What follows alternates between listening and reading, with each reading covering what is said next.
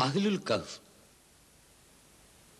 اب ہم جا رہے ہیں اس غار کی طرف جس کا ذکر قرآن کی سورہ الکہف آیہ 9 سے 26 تک تفصیل سے بیان کیا گیا ہے۔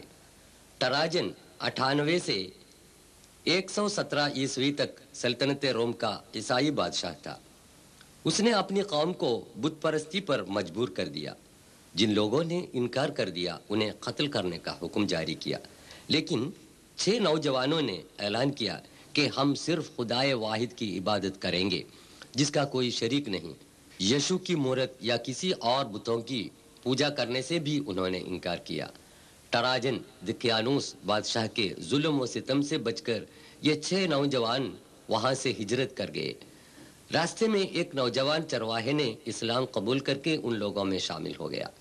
چرواہے کے کتے کو ساتھ لے کر 7 نوجوان جوردان کے پائے تخت عمان کے قریبی علاقے رقیم کے ایک پہاڑ کے دامن میں ایک کوہ میں پناہ لی اور انہوں نے خدا سے دعا کی، اے پروردگار، تیری رحمت ہم پر عطا فرما اور ہماری بگڑی بات کو بنا کر ہماری مشکلیں آسان فرما۔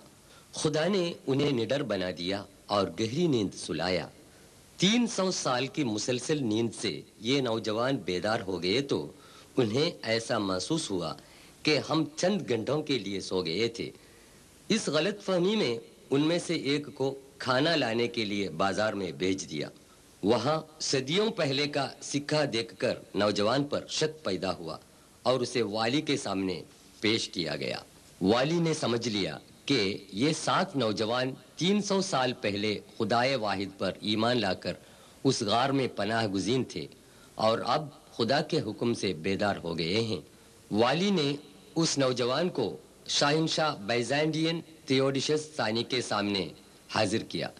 تھیوڈیشس کا زمانہ حکومت 408 سے 450 عیسوی تک تھا۔ دوسرے نوجوانوں کو دیکھنے کے لیے نوجوان کے ساتھ بادشاہ، والی اور وہاں کے لوگ غار میں آئے اور ان کی بڑی عزت کی۔ اس قدرت الہی پر سب لوگ اچنبھے میں پڑ گئے۔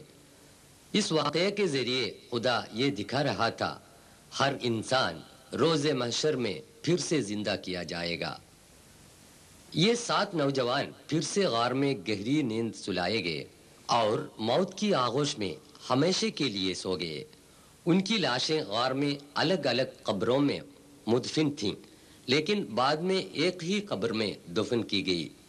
آج بھی ان کی ہڈیاں قبر میں محفوظ ہیں۔ غار کا پہرے دار محمد یوسف ابو ارقوب اس کا بیان دے رہا ہے۔ قال قائل منهم كم لبثتم قالوا لبثنا يوما او بعض يوم قالوا ربكم اعلم بما لبثتم فابعثوا۔